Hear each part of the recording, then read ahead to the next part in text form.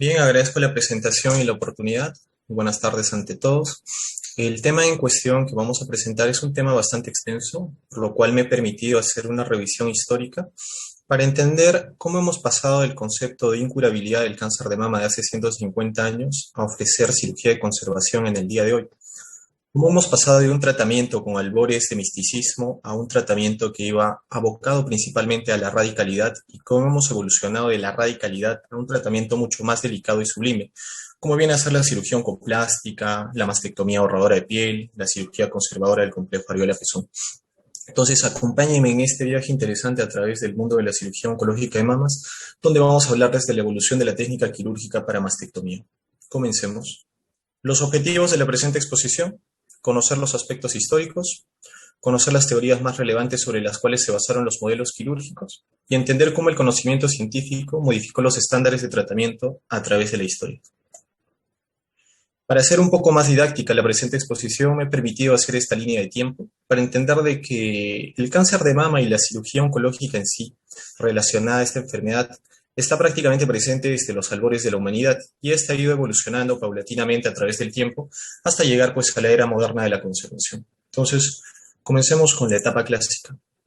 La etapa clásica, también conocida como helenística o greco-romana, nos indica de que el cáncer de mama estaba presente desde el inicio de la humanidad, ¿no? En los primeros registros que tenemos nosotros en la historia, presentamos el papiro de Evershed Smith, que tiene una antigüedad de 3.500 y 1.500 años antes de Cristo, donde los egipcios describen a esta enfermedad como una tumoración similar a un fruto seco, dura, no fluctuante y fría.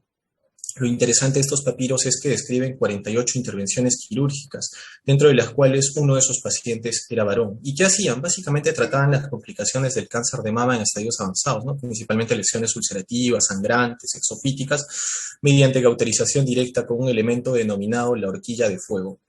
Los egipcios consideraban que esta enfermedad era un castigo de los dioses y obviamente determinaban que era incurable. En el 450 a.C., el notable médico griego Hipócrates acuña el término carcinos para describir el cáncer de mama avanzado, ¿no? Ya que básicamente en sus comparaciones nos decía que las tumoraciones eran duras como el caparazón de un cangrejo y tenían extensiones laterales a manera de patas. Él intentaba explicar la génesis de esta enfermedad a partir de su famosa teoría humoral, ¿no? Donde nos decía que el cáncer de mama se presentaba por un desbalance en los humores o fluidos del organismo. Básicamente estos componentes eran la sangre, la bilis amarilla, la bilis negra y la flema. Entonces, la disyuntiva entre estos diversos componentes ocasionaba esta enfermedad. ¿Y qué proponía? Básicamente para el cáncer de mama avanzado, particularmente sus complicaciones, recomendaba la cauterización directa. Y para los tumores pequeños, especialmente si las mujeres eran jóvenes, recomendaba no intervenir quirúrgicamente esa mama, pues en sus estudios observacionales se pudo dar cuenta de que estas pacientes, al no ser intervenidas, sobrevivían mucho más tiempo. En el 157 después de Cristo aparece el notable médico romano Galeno, ¿no? Quien compartía también esa teoría humoral, pero le dio una variante, ¿no? Él decía de que esta enfermedad se presentaba a expensas de un exceso de bilis negra.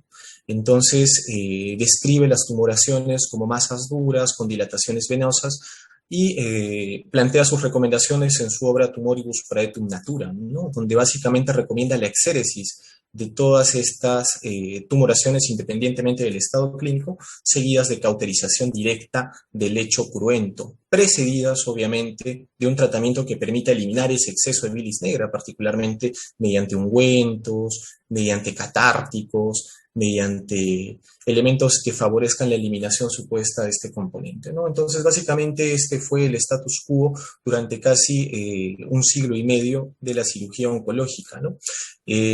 Quiero mencionarles a Leónidas de Alejandría, un notable médico que en el 185 después de Cristo hace una descripción interesante de 3 mastectomías regladas, ¿no? Muy similares a las mastectomías que realizamos actualmente, y para eso utilizó pues instrumentos que pueden ver en el cuadrante superior derecho, que son instrumentos cortantes en base a bronce, básicamente cuchillos curvos, ¿no? Un total adelantado a su tiempo. Básicamente el modelo del doctor Galeno o médico Galeno, precedió o estuvo presente durante todo el Imperio Romano, la caída del mismo, inicios del Renacimiento, ¿no? Hay que tomar en cuenta que en la Edad Media y básicamente mediados del Renacimiento, la medicina, las ciencias y la cirugía en general no tuvieron mayores avances. Esto particularmente pues bajo los concilios de Reims y de Tours, impartidos por la Iglesia Católica, que prohibían cualquier acto de este tipo al considerarlo no digno de Dios, ¿no? Básicamente las personas que intentaban realizar avances en las ciencias eran quemadas en la hoguera. Sin embargo, hubo personas valientes, pues, como el médico Andrea Vesalius, un notable anatomista de Bruselas, que en 1543 nos hace una descripción exquisita de lo que viene a ser la anatomía del cuerpo humano, y dentro de esta describe de manera muy importante la anatomía de la glándula mamaria y su circulación en su obra Opera Omnia, ¿no? En esta, él, siguiendo los preceptos de Galeno, recomienda la exéresis de las tumoraciones, pero no recomienda la cauterización de los vasos, sino más bien la ligadura selectiva de los mismos. En 1550, Ambroise Paré, en París, describe un tratamiento, digamos, escalonado del cáncer de mama, ¿no? Básicamente nos dice que para las tumoraciones pequeñas lo ideal es la exéresis seguida de un manejo del lecho cruento con ungüentos en base a ácido sulfúrico. Y para las tumoraciones mucho más grandes, recomienda la compresión directa con planchas de plomo. Esto con la finalidad de disminuir la irrigación a ese nivel y también disminuir la progresión de la enfermedad. Sin embargo, este no fue su aporte más importante, sino que el aporte más importante que tuvo fue particularmente asociar al cáncer de mama avanzado con compromiso ganglionario ipsilateral. Fue el primero que describió esta asociación, planteándola como inflamación de las glándulas de la axila. Michael Servetus en 1550 recomienda casi 300 años que el doctor William Halsted la necesidad en el tratamiento del cáncer de mama de la exéresis del pectoral mayor, pectoral menor y los ganglios linfáticos ipsilaterales. Bien, así progresamos a la etapa preanestésica, ¿no? Hay que recordar que durante el siglo XVI, XVII y XVIII no hubo mayores avances en relación a la anestesia, entonces básicamente las intervenciones quirúrgicas tenían que ser rápidas y prácticas. Para esto se inventaron múltiples artilugios, como se pueden ver en las imágenes del lado izquierdo y derecho, que tenían por finalidad fijar la base de la mama y a continuación seccionarla con elementos cortantes. Obviamente la morbilidad, la mortalidad, las complicaciones, las secuelas postquirúrgicas eran bastante importantes y durante estas épocas pues no se realizaron demasiadas mastectomías a expensas de lo que anteriormente les he mencionado. Y uno de los precursores de este modelo quirúrgico fue el padre de la medicina alemana William Fabry, ¿no? En 1560. Básicamente a mediados de 1752 vemos que le dan más importancia a la descripción de los ganglios linfáticos que va a constituir un notable avance dentro de lo que es la cirugía oncológica de mamas, ¿no? Así tenemos en Italia al médico Paolo Mascagni, que nos describe la anatomía de los ganglios linfáticos axilares, de la cadena mamaria interna y los ganglios supra- e infraclaviculares, ¿no? Henri Legrand en París en 1752 refiere que el cáncer de mama básicamente progresa a través de los conductos linfáticos y de ahí se disemina al resto del organismo, haciendo esta enfermedad incurable, ¿no? Jean Petit, en el 1760, 100 años antes que el doctor Halsted, recomienda para el tratamiento del cáncer de mama la exéresis del pectoral mayor, del pectoral menor y los ganglios linfáticos. Es así que en el tiempo llegamos a los inicios de la anestesia, ¿no? Y básicamente existieron progresos tanto en Oriente como en Occidente, ¿no? En Oriente es importante mencionar al notable médico japonés y anestesiólogo a su vez Seishu Hanaoka, ¿no? Que en 1814 describe la primera mastectomía hecha con anestesia general, con una fórmula que él denominó Susen-san, ¿no? Básicamente, gracias a este componente, pudo realizar 156 mastectomías regladas descritas en su obra Nyungan Bensho. Básicamente, él lo que hacía era extirpar la glándula mamaria, a continuación el lecho cruento lo lavaba con alcohol ardiente, seguidamente tenía el cuidado de colocar delicadamente hilos de algodón y finalmente al cerrar la herida la permeabilizaba con ungüentos en base a coco, ¿no? Sin embargo, hay que tomar en cuenta que la isla del Japón en 1800 pues era una isla impenetrable, ¿no? Básicamente este conocimiento no pudo salir del país y por ende no pudo ser compartido con el resto del mundo. ¿Y qué pasaba en Occidente? Pues en Occidente se daban notables avances no solamente en la cirugía, sino en las ciencias, ¿no? Es así que Helios en 1822 descubre lo que es la microscopía óptica, ¿no? Y gracias a esto nosotros ya podemos ver el cáncer no solamente a nivel macroscópico, sino a nivel microscópico, un notable aporte. Morton en 1846 utiliza el éter por primera vez para anestesiar a los pacientes en forma general. Y finalmente, Joseph Lister en 1867 nos describe su famosa técnica antiséptica, ¿no? Creando un ambiente estéril en base a vapor de ácido bórico, ¿no? En la imagen del lado derecho ustedes pueden ver a este notable médico utilizando un dispositivo para vaporizar el ácido bórico y generar un ambiente como él denominaba estéril. Y interesantemente acá se está realizando una mastectomía, ¿no? Bien, todos estos preceptos nos sirven para llegar a la época moderna. En la época moderna, lo que se intenta, perdón, en la época moderna lo que se intenta es establecer un protocolo a seguir en relación a lo que viene a ser el tratamiento del cáncer de mama. Entonces hubo múltiples aportes que posteriormente serían tomados en cuenta para estandarizar este procedimiento. Es así que en Europa tenemos tres notables médicos, el doctor Boltzmann, que en 1875 describe la presencia de células cancerígenas microscópicas a nivel de la fascia pectoral, independientemente de que el cáncer de mama esté en contacto con esta estructura. Entonces, gracias a esto, él recomienda que es necesario para el tratamiento de esta patología la exéresis del pectoral mayor y del pectoral menor junto con los ganglios axilares ipsilaterales. Billroth, en 1875, el notable médico austrohúngaro, recomienda cuando la tumoración está en contacto con el pectoral mayor la exéresis selectiva de este músculo.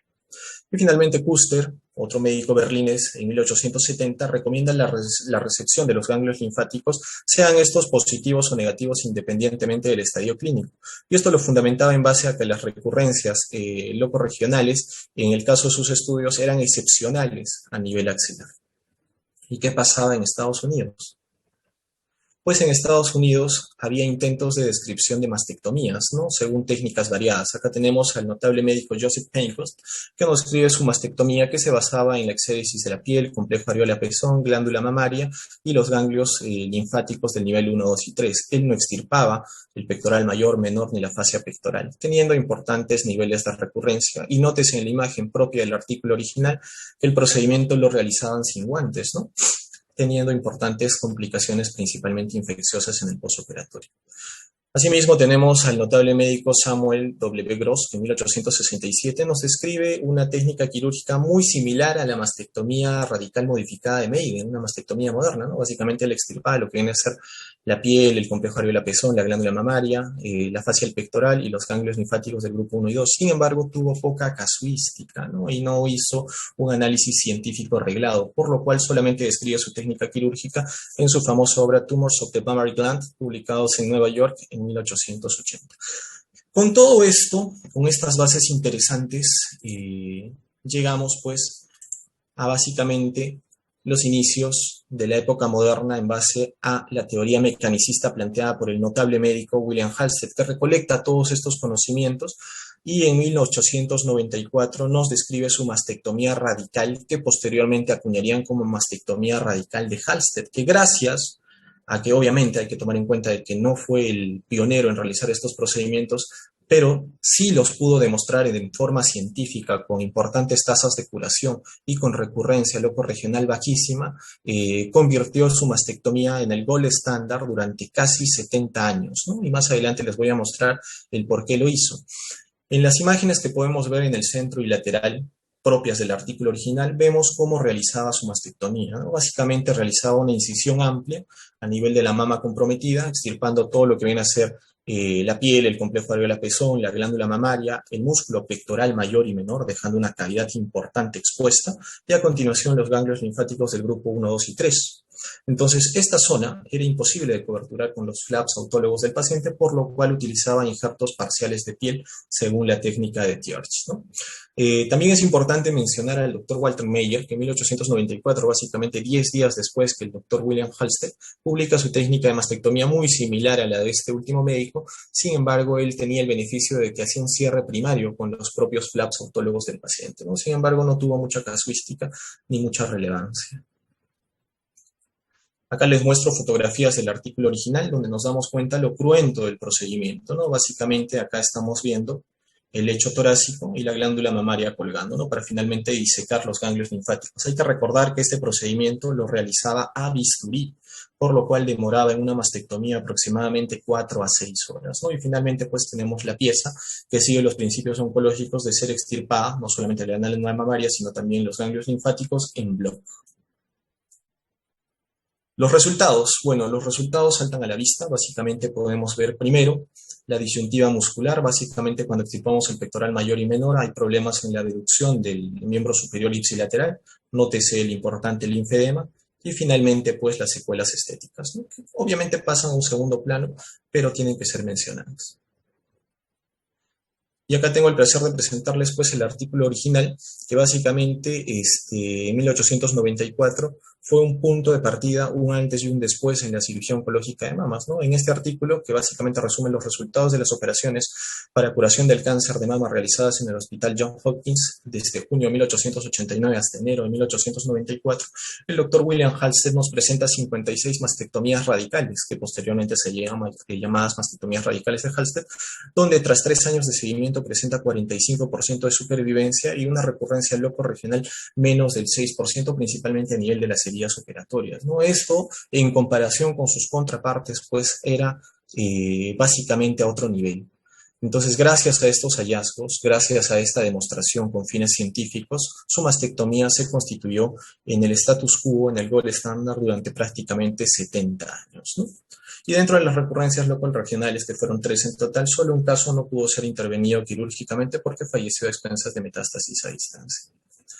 Pero ¿en qué fundamentaba su famosa mastectomía? Pues en la teoría mecanicista, ¿no? Que posteriormente sería acuñada como teoría de Halsted, ¿no?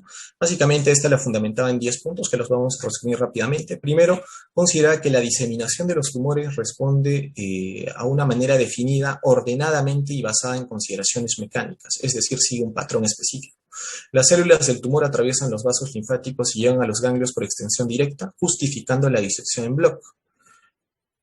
Un ganglio positivo indica diseminación del tumor y es instigador de la enfermedad. Los ganglios regionales son barreras contra el paso de las células neoplásicas. Nótese este importante punto en el 6, ¿no?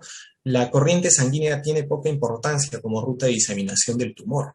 El tumor es autónomo en relación a sus huéspedes y no se tiene en cuenta la multicentralidad del tumor. Entonces, básicamente, posteriormente, obviamente, estos conceptos serían rebatidos, pero le valió a este médico, en base a estos fundamentos, realizar su mastectomía y en base a sus hallazgos, pues, estandarizarla, ¿no? Y acá podemos ver cómo más o menos se intenta resumir su modelo, ¿no? El cáncer de mama comienza a nivel de la glándula, se extiende a los ganglios linfáticos de la axila y finalmente se disemina al resto del organismo. Bien. Entonces hubo seguidores acérrimos de esta teoría mecanicista y básicamente planteaban de que tal vez la mastectomía radical de Halsted no era lo suficientemente radical, ¿no? Si es que se fundamentaban en sus puntos. Entonces es así que tenemos al notable médico norteamericano, posiblemente el mejor cirujano oncólogo de mamas de su época, el Dr. Higginson, de 1956, que en el Columbia Presbyterian de Nueva York nos demuestra su obra Disease of the Breast, ¿no? O enfermedades de la mama, que básicamente plantea los estándares académicos y quirúrgicos de su escuela. En esta, ¿qué nos dice? Que los flaps cutáneos, obviamente tras realizar la mastectomía, debían retirarse el exceso de tejido celular subcutáneo de los mismos, y esto lo hacía bisturí. Y al momento de disectar los ganglios axilares, también era importante extirpar la adventicia de la vena axilar. Nótese la meticulosidad de su procedimiento, que él planteaba en inicio de que daba mejores tasas de sobrevida, hecho que la historia demostraría pues, que no fue así, ¿no? Siguiendo esa misma escuela del aumento de la radicalidad, presentamos al doctor Jerome Urban, ¿no? Que en 1951, en el Memorial de Nueva York, nos plantea su mastectomía radical extendida. Él fundamentaba que para las tumoraciones de localización central y medial, esta radicalidad daba un aumento de supervivencia de hasta un 10%. Básicamente, ¿qué consistía su procedimiento? En extirpar tal cual como Halsted, la glándula mamaria, el pectoral mayor, menor, los ganglios axilares, ipsilaterales, y también él le añadía los ganglios de la cadena mamaria interna y también parte de la pared torácica, principalmente el tejido de revestimiento y la pleura parietal, ¿no? Nótese pues las importantes secuelas mecánicas y estéticas. Y lamentablemente este aumento de la supervivencia tras 10 años de seguimiento no se dio nunca. Otro seguidor del aumento de la radicalidad fue Owen Wangenstein, ¿no? Que en 1956 en Minnesota nos plantea su cirugía, también una mastectomía radical extendida, donde él además le añadía la exéresis junto con la glándula mamaria, el pectoral mayor, menor y los ganglios linfáticos axilares y ipsilaterales, los ganglios de la cadena mamaria interna y los supra e infraclaviculares.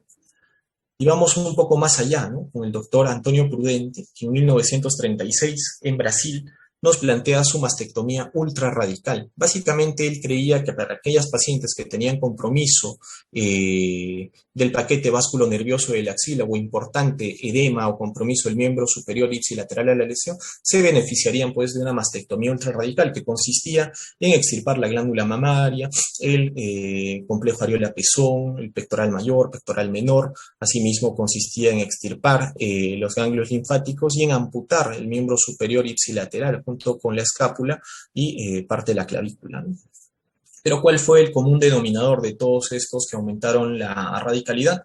Que no hubo mayor ventaja ni mayor sobrevida, sino que básicamente la enfermedad muchas veces seguía su curso natural. Entonces tuvo que pasar un evento muy importante, ¿no?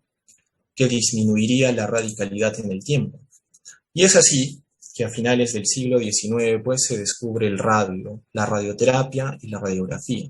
Entonces la radioterapia sería fundamental pues, en la historia para intentar disminuir la radicalidad en la cirugía oncológica de las mamas e intentar entender un poco más la biología de estas tumoraciones, ¿no? Es así que en Alemania, Roentgen y Joseph Hirsch plantean los primeros inicios del tratamiento con radioterapia en el cáncer de mama, ¿no? En el 1900, Roentgen realiza un tratamiento de radioterapia en pacientes con cáncer de mama avanzado y cáncer de mama recurrente, con excelentes resultados, sin embargo, por la escasa disponibilidad de radio, por las dificultades técnicas y principalmente pues, por la poca casuística no pudo ir más allá. Joseph Hirsch en el 24 en Berlín, un total adelantado a su tiempo, pues realiza tratamiento de radioterapia a pacientes con cáncer de mama estadio 1 o 2, obteniendo resultados también muy interesantes pero con poca casuística.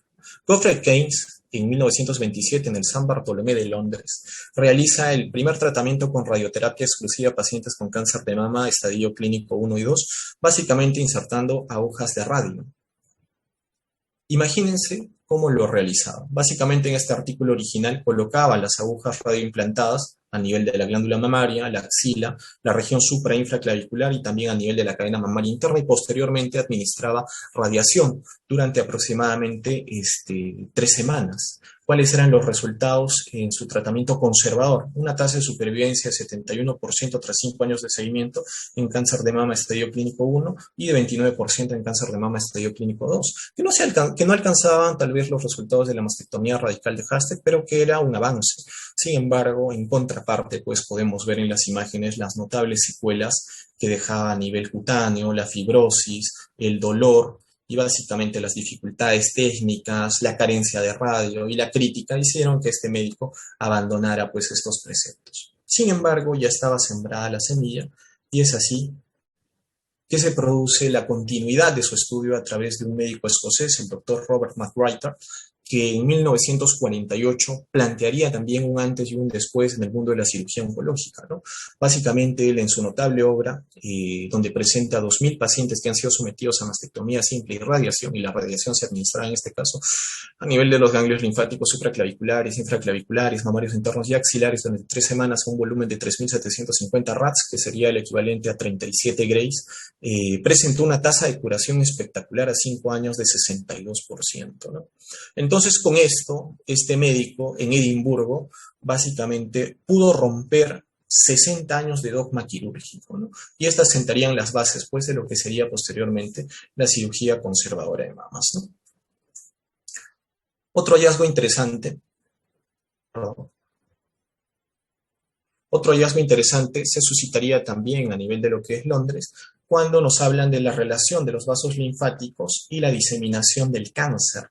En su obra, Joseph Gray nos dice que en 1939 los vasos linfáticos no penetran los músculos pectoral mayor y menor y se plantea que la extirpación de estos no es necesaria en la mastectomía. Y a esto se le prendieron 2 cirujanos que de manera muy interesante pues comenzaron a disminuir la radicalidad de la cirugía oncológica de mamas.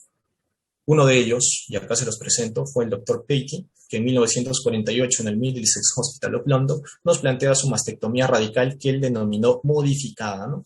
Básicamente hace una incisión casi vertical, donde extirpa la glándula mamaria, el complejo areola-pezón, extirpa lo que viene a ser el pectoral menor, diseca los ganglios axilares del nivel 1, 2 y 3 y preserva el pectoral mayor, ¿no? Básicamente él fundamentaba pues en sus hallazgos de que no era necesario extirpar este músculo, al contrario, al preservarlo disminuían las tasas de sangrado y mejoraba el aspecto estético, ¿no?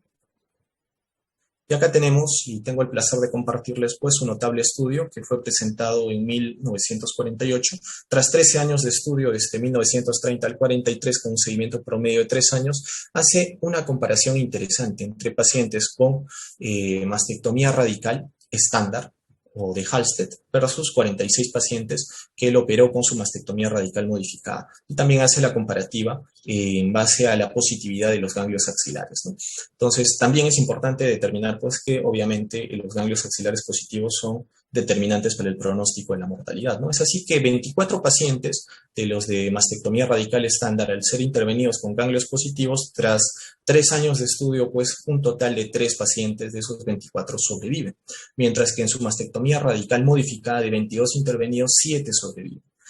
¿Y qué pasa con los de axila negativa? Tras 3 años de estudio, pues, de 18 pacientes intervenidos con la radical estándar de Halsted, 8 sobreviven. Y de los 18 pacientes intervenidos por su persona, en el caso del Dr. Patey, con su mastectomía radical modificada, pues 13 llegan a sobrevivir. Entonces, con esto, ¿qué demuestra? De que no era necesario, pues, extirpar el pectoral mayor para conseguir mejores o iguales tasas de sobrevida, ¿no?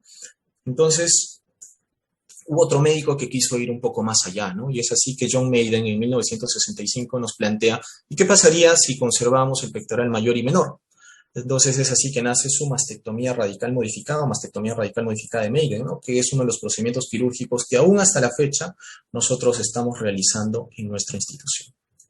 Básicamente, ¿en qué consiste este procedimiento? Primero, en demarcar los límites de la glándula mamaria, a continuación trazar 2 líneas oblicuas a nivel de esta glándula, escindir la piel con bisturí frío hasta exponer la dermis, a continuación exponer la dermis hasta llegar al tejido celular subcutáneo con electrocauterio, manejar los flaps superiores e inferiores dejando un colchón de tejido celular subcutáneo importante, a continuación proceder a excindir lo que es la glándula mamaria junto con la fascia del pectoral mayor, teniendo cuidado de no lesionar estas fibras, por lo cual la excisión se hace en forma paralela a las mismas, y finalmente extirpar los ganglios linfáticos del nivel 1 y 2 de Berg. Excepcionalmente el nivel 3 solo y solo si estos son clínicamente positivos, para finalmente extraer la pieza en bloc y colocar drenajes a nivel de la región del pectoral mayor y a nivel de la fosa axilar. El defecto inicialmente, según la técnica original, era coberturado por injertos autólogos de piel. Sin embargo, conforme fue progresando esta técnica, el cierre se hace directamente con los flaps cutáneos, teniendo excelentes resultados a nivel estético y permitiendo a posteriori su reconstrucción si es que se le va a administrar intervenciones de cirugía plástica, ¿no? Y acá tenemos los resultados en los cuales fundamentó su estudio, ¿no? Básicamente, en el St. Clair Hospital de Nueva York nos presenta 94 pacientes intervenidos con su técnica quirúrgica del 58 al 68, con un periodo de seguimiento promedio de 3 a 13 años. ¿Y qué logró? Pues tras 7.5 años de seguimiento en promedio, 47.4% de supervivencia y una recurrencia locorregional menor a 6.6%. En la tabla 1 del cuadrante superior derecho nos damos cuenta que la gran mayoría de los pacientes intervenidos por este médico tenían entre 50 y 59 años y asimismo acuñó cierta tasa de sobrevida dependiendo de la localización de las tumoraciones. Básicamente tenían mejor tendencia a sobrevivir los pacientes con localización central, aunque claro, estos eran menos casos, ¿no? Y teniendo mejor o peor pronóstico, los de localización lateral y medial. Y acá viene lo interesante. El compromiso axilar, siempre el compromiso axilar, es determinante para determinar la sobrevida, ¿no? Básicamente, 46 pacientes intervenidos con su mastectomía radical modificada con axila positiva, tras 3 a 13 años de seguimiento, un total de 9 pacientes pues llegaron a sobrevivir, ¿no? Mientras que los que tenían axila negativa de 48 pacientes intervenidos, 35 llegaron a sobrevivir. Y acá tenemos las tablas comparativas de su mastectomía radical versus la mastectomía radical estándar, la mastectomía de Patey, la mastectomía de Hagensett, Butcher, Cáceres y de Urban.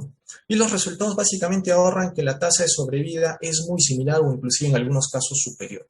Entonces, con esto prácticamente pues la mastectomía radical de Halsted pasa a ser simple y llanamente un aspecto histórico y a partir de allí ya se modificaría el mundo de lo que es la cirugía oncológica de mamas. Bien.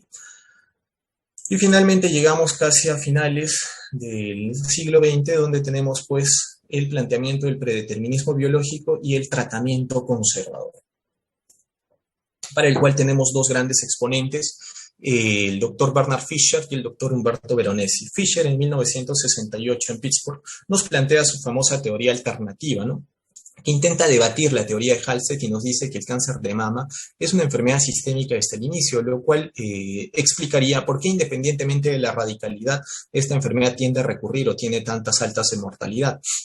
Entonces él planteaba que en cierto tipo de pacientes, especialmente en pacientes en estadio clínico 1, 2, bien seleccionados con tratamiento radioterapéutico, en algunos casos con tratamiento quimioterapéutico, podía dársele tratamiento conservador, y esto lo realizaría mediante estudios que más adelante les voy a mencionar, y que serían los resultados muy iguales o similares a los de una mastectomía radical estándar. Y por su parte, Umberto Veronesi, en 1973, en el Instituto di Tumori de Milán, nos plantea su cirugía conservadora de mama, que denominó QUART, versus la mastectomía radical estándar, ¿no? Este QUART es un acrónimo que significa cuadrantectomía, más disección radical de axila, más radioterapia. Entonces, analizamos un poco la teoría alternativa de Fisher, en la cual se fundamentó su procedimiento y sus manejos.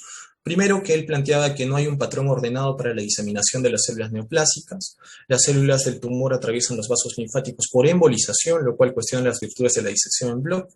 Los ganglios positivos son indicadores de una relación tumor-huésped que permiten el desarrollo de metástasis en lugar de ser el instigador de las mismas. Otro aspecto importante, la corriente sanguínea tiene una trascendental importancia, ¿no?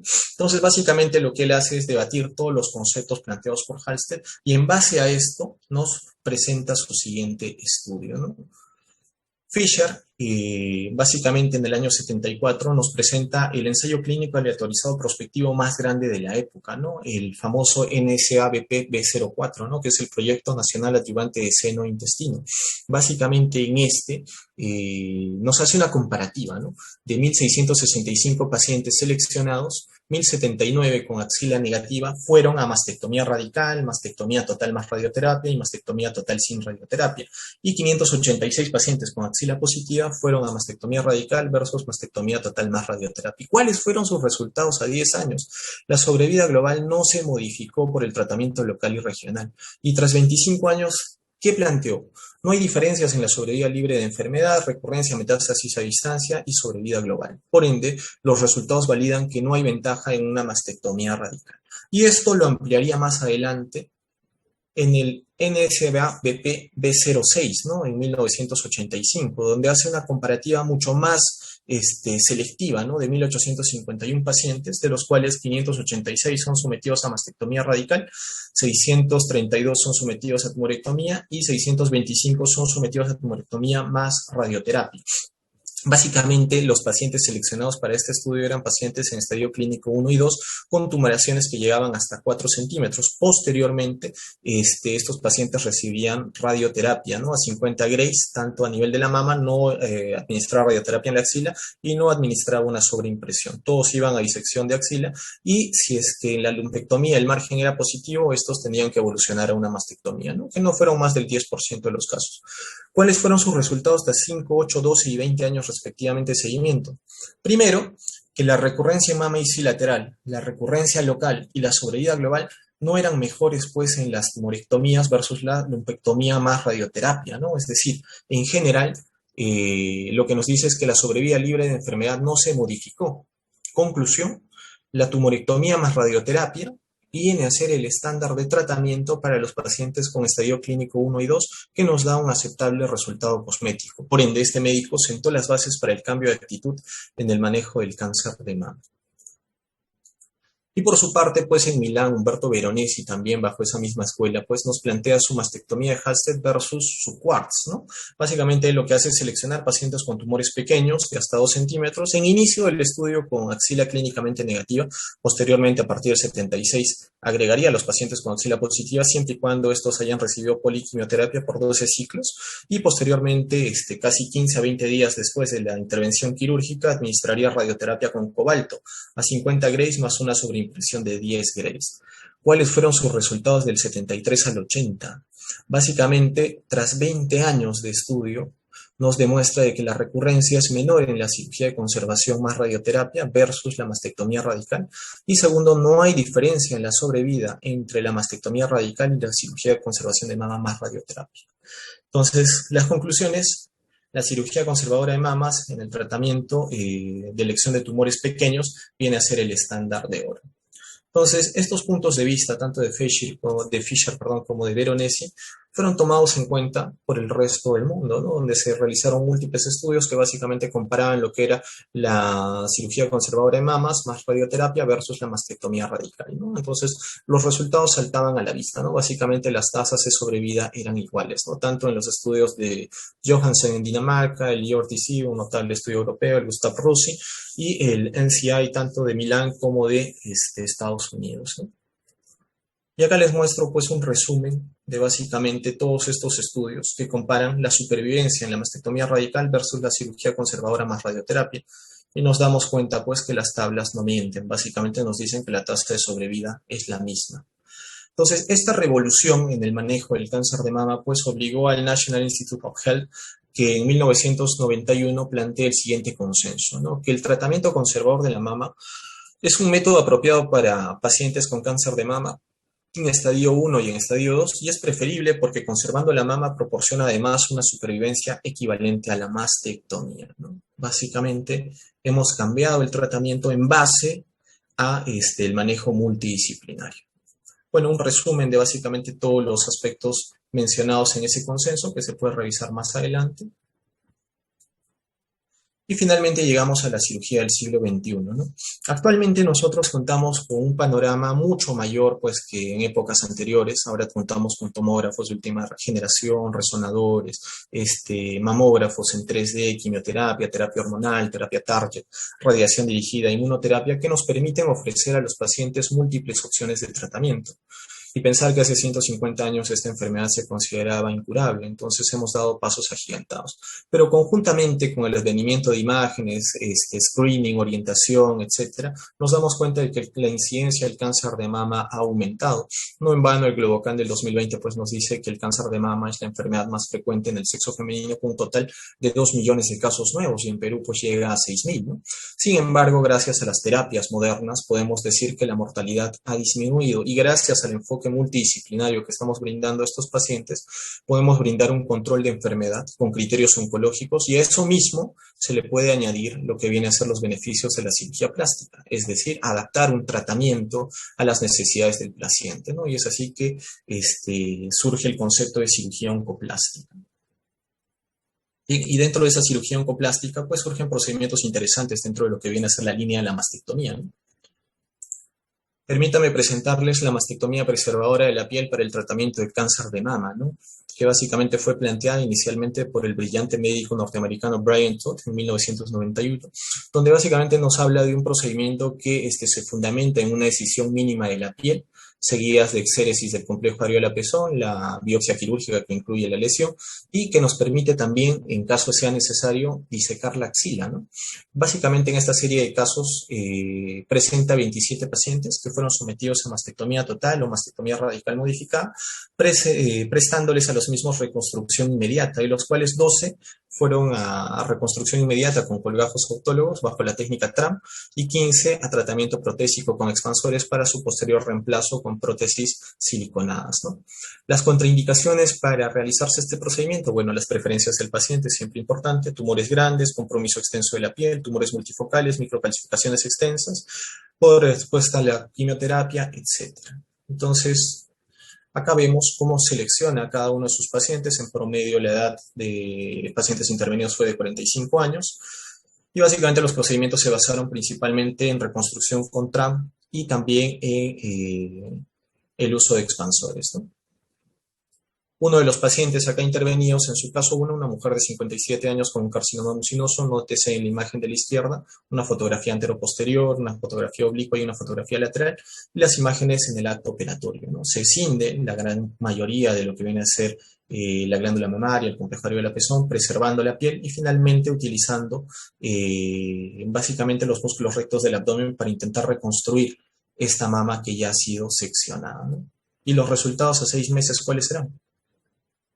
Son unos resultados estéticamente bastante llamativos. Se ha realizado el tatuaje en 3D del complejo areola pezón. Entonces, la pregunta que nace a continuación ¿es un procedimiento seguro? Entonces, para responder a esta pregunta, pues yo les presento acá un metaanálisis que hace una comparativa, ¿no?, entre la mastectomía ahorradora de piel y la mastectomía sin preservación de la piel, ¿no? Básicamente, este estudio llevado a cabo entre el 97 y el 2009 intenta comparar la residual local y la residual a distancia en estos dos grupos, dentro de los cuales se incluye 3.739 pacientes, de los cuales 1.104 fueron a cirugía conservadora de piel y 2.635 fueron a básicamente una mastectomía radical, ¿no? Entonces, ¿qué se concluye tras un promedio de 57 meses de seguimiento? Pues que no hubo diferencias significativas en la etapa de la enfermedad o en la proporción de los cánceres invasivos entre ambos grupos, ¿no? Y básicamente en lo que sí hubo diferencia es que en el grupo de conservación de la piel hubo una menor proporción de recaídas distantes en comparación al grupo de la mastectomía, ¿no? Entonces, en conclusión, nuestros resultados sugieren que en pacientes con cáncer de mama con conservación de la piel no hubo significativamente diferencia entre ambos grupos, ¿no? Y acá vemos pues el diagrama de Bosque que nos demuestra que la recurrencia local, básicamente en 7 estudios para cirugía ahorradora de piel y mastectomía, nos da que no hay diferencia estadística, ¿no?, en cuanto a la recurrencia locorregional, ¿no?, con un OR de 1.22 y un índice de confianza del 95%. Pero sí hubo diferencia en la enfermedad a distancia. Básicamente esta fue menor para los que fueron a cirugía ahorradora de piel con un 10% y un poco más elevada en el caso de los que fueron a la cirugía no conservadora de piel, ¿no?, llegando a un 12% con un índice de confianza del 95% y un OR de 67%, de 0.67 en 5 estudios respectivamente. Y a continuación hablaremos de lo que viene a ser la mastectomía con preservación del complejo areola-pezón, ¿no? Básicamente hay que entender que el complejo areola-pezón es una parte esencial de los senos. Se ha visto que las pacientes que son escindidas de este importante elemento anatómico tienen una sensación de amputación y tienen ciertas alteraciones principalmente a nivel del posoperatorio, ¿no?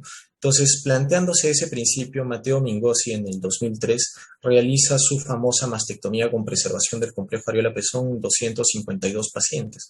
Básicamente, este procedimiento consiste en una incisión a través de la interfaz del complejo areola-pezón con una incisión lateral o una incisión inframamaria para poder extraer todo lo que es la glándula mamaria y a continuación, dependiendo de ciertos aspectos técnicos, intentar preservar el complejo areola-pezón y posteriormente reconstruir esa mama con el uso de prótesis, ¿no?, que se colocarán por detrás del músculo pectoral mayor y serán reforzadas con mallas de polipropileno.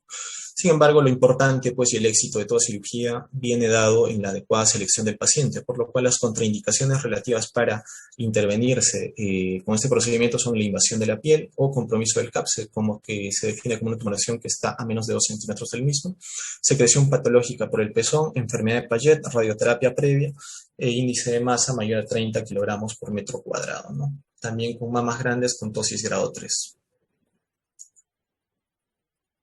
Entonces aquí vemos cómo el notable médico italiano, de origen italiano, realiza su incisión para intentar abarcar todo lo que viene a ser y preservar lo que viene a ser el complejo areola-pezón y escindir a través de esta incisión lo que viene a ser la glándula mamaria, ¿no?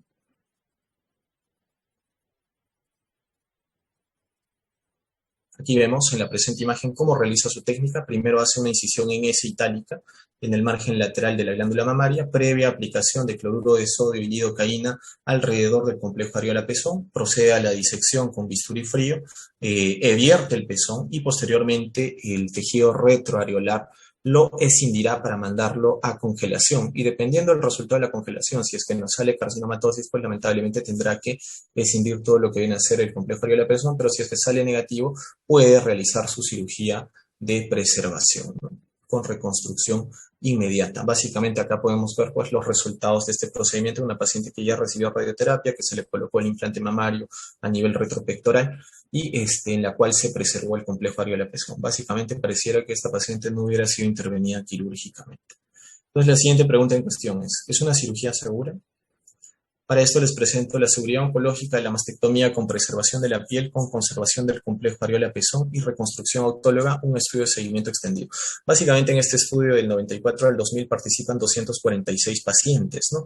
De los cuales, tras 100 meses de seguimiento, un promedio de 78 pacientes fueron a mastectomía con preservación del complejo areola-pezón y 160 fueron a mastectomía sin preservación del complejo areola-pezón ni de la piel, ¿no? ¿Cuáles fueron los resultados? Las recidivas locales primero, en aquellos que fueron a la cirugía conservadora de piel y conservadora del complejo areola-pezón, fueron de 10.4%, mientras que las que fueron directamente a mastectomía fueron del 11.7%, ¿no? Es decir, no hubo mayor diferencia significativa en relación a la recurrencia loco-regional y en las enfermedades a distancia, ¿no? Conclusión, las pacientes candidatas a una mastectomía, la mastectomía con conservación de la piel o la mastectomía con conservación del pezón con reconstrucción autóloga son técnicas quirúrgicamente seguras, ¿no? Antes de terminar, permítanme presentarles un poco de la estadística del INEM. Básicamente antes del 2009 los datos estadísticos se registraban en la fuente BBX, ¿no? Entonces en esta nos damos cuenta que en 18 años de seguimiento el procedimiento más frecuentemente realizado en la institución fue la mastectomía del 90 al 2008, ¿no? Realizándose un total de 9.454 mastectomías, dentro de las cuales la mastectomía radical modificada fue el procedimiento más ampliamente realizado con un total de 7.405. Interesante tomar en cuenta que también las tumorectomías tomaron auge a partir del 91, realizándose hasta finales del 2008 un total de 3.229 intervenciones quirúrgicas. Dentro de estos 18 años de seguimiento nos damos cuenta que en el 2006 se realizaron el mayor volumen de intervenciones quirúrgicas en relación a mastectomía y tumorectomías, alcanzando un total de 822, para finalmente, del 90 al 2008, realizar un total de 12.683 intervenciones. ¿Y qué pasó a partir del 2009? Pues los datos se registraron a partir del CCNE, por lo cual tenemos un registro mucho más arreglado, por lo cual podemos ver que igual la mastectomía no se ha dejado de lado, sigue siendo el procedimiento quirúrgico más frecuentemente realizado en nuestra institución, un total de 5.107 intervenciones quirúrgicas del 2009 al 2020. Un aspecto interesante que quiero mostrarles es el advenimiento de la cirugía oncoplástica, ¿no? Que se ha realizado en nuestra institución desde el 2012 hasta el 2020, teniendo un total de intervenciones quirúrgicas de 560 hasta estos días, ¿no? Las tumorectomías también toman un importante papel, con un total de 1.601 intervenciones quirúrgicas, y finalmente podemos decir pues que el total tras todos estos años de cirugías realizadas fue de 8.497. Entonces, las conclusiones de la presente ponencia. Hasta hace poco, podemos decir que el cirujano debía justificar un tratamiento conservador. En la actualidad debe justificar una mastectomía. El tratamiento quirúrgico del cáncer de mama se ha transformado de un procedimiento radicalizado que dejaba a pacientes con morbilidad grave a una operación elegante que equilibra delicadamente la seguridad oncológica con los principios reconstructivos. Y en base a lo que les he presentado en la anterior diapositiva, pues podemos decir que las tendencias actuales en el cáncer de mama involucran un enfoque multinodal fundado en prácticas basadas en evidencia. Sin embargo, la extirpación quirúrgica de los tumores de la mama probablemente permanezcan en vanguardia de las opciones del tratamiento durante muchos años, ¿no? Porque hay que tomar en cuenta que la gran mayoría de pacientes con cáncer de mama no necesariamente pues van a ir a cirugía conservadora de piel, no necesariamente van a ir a cirugía oncoplástica, y por ende la mastectomía siempre tendrá su lugar en la historia y en los procedimientos que nosotros realizamos día a día en la institución. Bien, muchas gracias. Caramba, en casi 50 minutos ha hecho toda una descripción de todo un detalle histórico, tal vez publicable, sobre la evolución de la mastectomía. ¿Alguien quiere hacer alguna pregunta o algún comentario? Bien, entonces yo voy a hacer algunos comentarios acerca de esta presentación bien detallada, ¿no?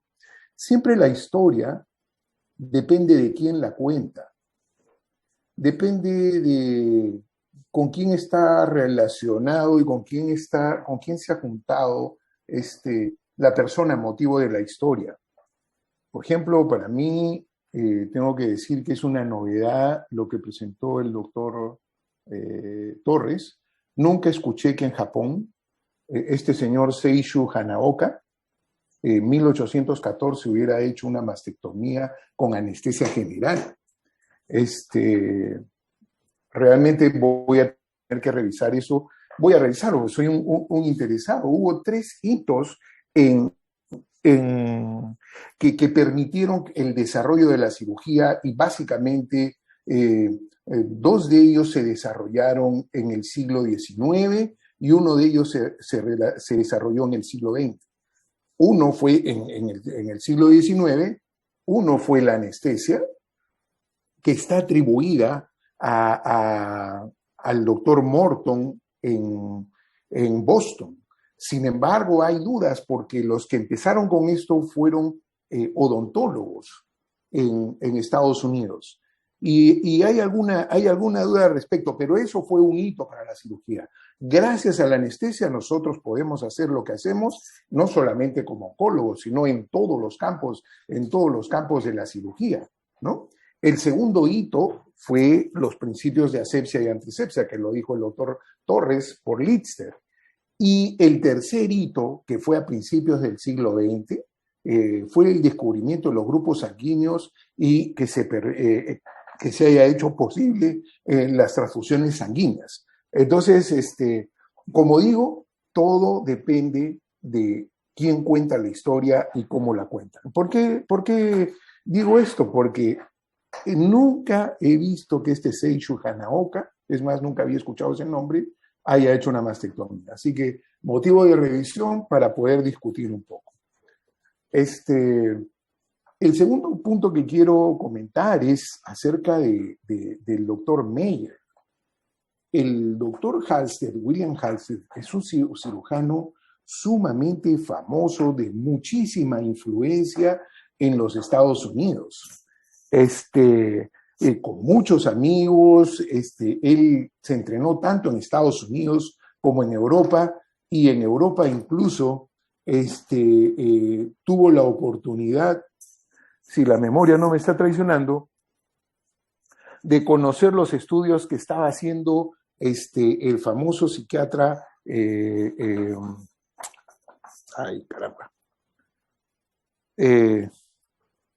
van a tener que disculpar, pero Segismundo Freud, que usando un producto peruano, usando la coca, el líquido de cocaína como anestésico local. Cuando regresa a Estados Unidos, el doctor Halsted, y se va a trabajar a Johns Hopkins, era toda una personalidad, no había nadie que se le pueda, parar al frente. Y él, Meyer trabaja por su lado y Halsted trabaja por su lado. Y en alguna parte histórica refieren que se entera Halsted de que Meyer tenía como 160 casos, no sé, los números no puedo decirlos, pero sí eran muchísimo más que lo que iba a presentar Halsted. Y Halsted se apura en presentar su trabajo y por eso lo hace con 10 días de diferencia. Y dada la influencia que él tenía, le llaman cirugía mastectomía de Halsted. Sin embargo, tienen que revisar después y le agregan el nombre de Meyer. Entonces, la mastectomía radical clásica, la mastectomía de Halsted y de Meyer. El otro tema, Bernard Fisher fue el primero en hacer ensayos clínicos controlados en cáncer. Y cuando él lanza su teoría, no la lanza habiendo hecho primero estudios en humanos. Él tenía su laboratorio en Pittsburgh y el doctor Bernard Fisher hizo todo su estudio. Y cuando lanza su teoría, nadie le cree. Y cuando propone hacer los estudios académicos, que los has mencionado, Torres, el índice ABP4, el 6 y todos, ahorita creo que estamos en el 50 y tantos, si no me equivoco, poca gente se atrevía a ayudarlo y a retar lo que William Halsted había dicho en 1894. Tanto así que tuvo que pasarse por hospitales de Canadá para que después lo ayuden con el objeto de conseguir pacientes, porque él estaba muy, muy claro en que necesitaba un número importante de pacientes para poder lanzar su teoría. Y Bernard Fisher, que estuvo aquí en el Perú en la década del 60, si mal no recuerdo, e incluso parte de sus estudios con ratones, según me contó directamente el doctor Raúl Velarde Galdos, ¿m? Y alguna información que dio también personalmente el doctor Eduardo Cáceres. El doctor Fisher hizo sus trabajos, parte de sus trabajos en el Instituto Nacional de Enfermedades Neoplásicas de Alfonso Ugarte. Entonces, cuando él presenta su estudio, nadie quiere ayudarlo. Y finalmente consigue, y eso lleva al consenso del año 91, ¿no? De la cirugía de conservación.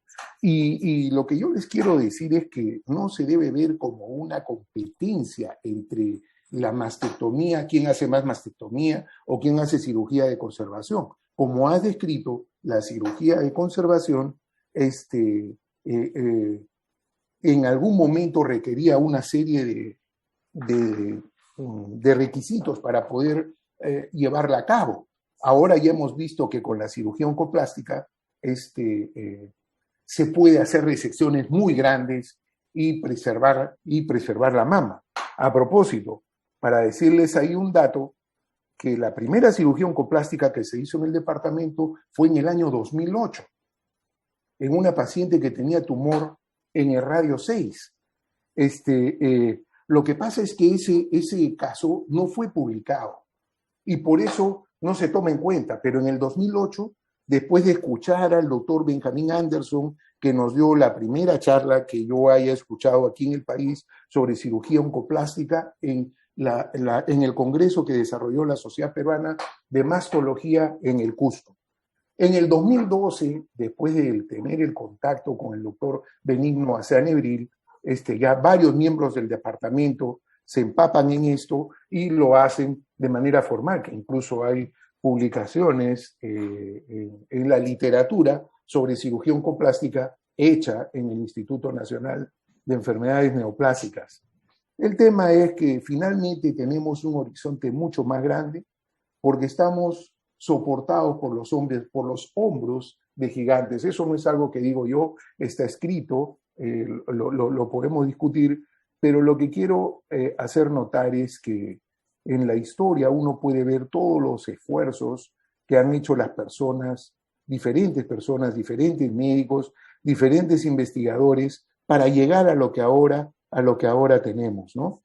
Y todo esto que yo les digo lo pueden ver en el New England Journal of Medicine, donde el doctor Norman Volkmark publica un in memoriam del doctor Bernard Fisher, que falleció a los 104 años, hace poco, creo, hace como un año y medio, con 104 años de edad o algo así, si es que mal no recuerdo.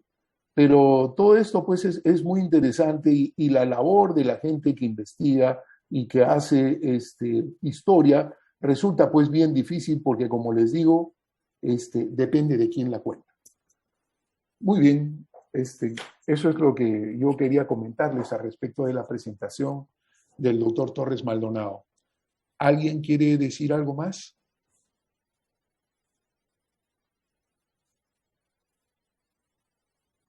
El doctor Romano López. Romano, te escuchamos.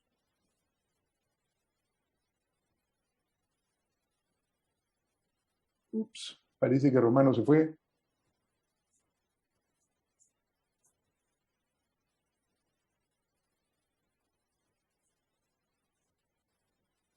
¿Me están escuchando? ¿Aló? Sí, doctor. Sí, sí. ¿Sí? Está bien. Bueno, si nadie más quiere hacer ninguna aclaración ni decir algo al respecto, bueno, con el consejo al doctor Aló, Torres de disculpe, que debería pulir su presentación para escribirla y de repente publicarla, ¿no? Muy doctor, amable. disculpe la molestia, sino que tenía el micro silenciado. Ah, Quería, adelante, Romano. quería Cuéntanos. algo muy corto. Primero, excelente presentación, Torres. Gracias, doctor. Muy bien cada etapa de la cirugía de mama. Quería ver si has revisado algo sobre la posibilidad de hacer cirugía endoscópica de mama a través de la axila. No les tocó en tu presentación No, hacer. doctor, porque, claro, el tema habla de mastectomía, ¿no? Ajá. Claro, adelante, Romano, habla. No, sino porque justo hay, bueno, algunos, todavía no hay un consenso, pero hay algunos grupos que presentan en esta etapa de escalamiento y luego que ya, según lo que tú has presentado y lo ya descrito de lo seguro que es esa cirugía de mastectomía conservadora de piel y ahorradora de pezón, la posibilidad de cirugía endoscópica en pacientes seleccionados a través de la axila, ¿no? No solo la mastectomía, sino también el manejo de la axila a través de vía endoscópica, que todavía son estudios de casos, no todavía ni siquiera serie de casos, pero bueno, podría ser también dentro de la evolución. Al final, como tú bien lo has presentado, Torres, la cirugía ha ido variando desde una cirugía muy amputativa hasta una cirugía más conservadora, ¿no? Eso como comentario. Muchas gracias, Sí, doctor. doctor Romano, sí tiene usted razón. Hay dos países que están desarrollando la mastectomía preservadora de complejo areola y pezón robótica. Y los resultados son muy buenos. Ahí he visto una publicación de un grupo de China y algún grupo europeo. Y está dando muy, muy bueno, no sé si europeo o americano, pero los chinos con toda seguridad. Y los resultados son muy, muy, muy buenos, muy alentadores. Tal vez eso es algo que deberíamos ir viendo y desarrollando en el departamento para el futuro, ¿no? Pero sí se está haciendo cirugía endoscópica tanto de la axila, muchas veces asistida endoscópicamente, ¿no? Y como les digo, mastectomía también, mastectomía endoscópica. Se está abriendo pues todo un mundo de posibilidades al respecto y con beneficio para nuestros pacientes, ¿no? Así es que ahí hay todo un reto que tenemos que ir viéndolo en el departamento. La gente joven deberá interesarse al respecto. Muy bien. Si no hay ninguna otra cosa, creo que vamos a dar por terminada la reunión. Muchas gracias por su asistencia y bueno, hasta cualquier momento. Me imagino que de repente nuestra próxima reunión debe ser el miércoles con alguna presentación de caso clínico o en todo caso el próximo viernes. Buenas tardes con todos. Excelentes comentarios, doctor. Muchas gracias al Departamento de Mamas y en especial al doctor Pinillo y a la doctora Guerrero. Gracias, doctor. Hasta otra oportunidad.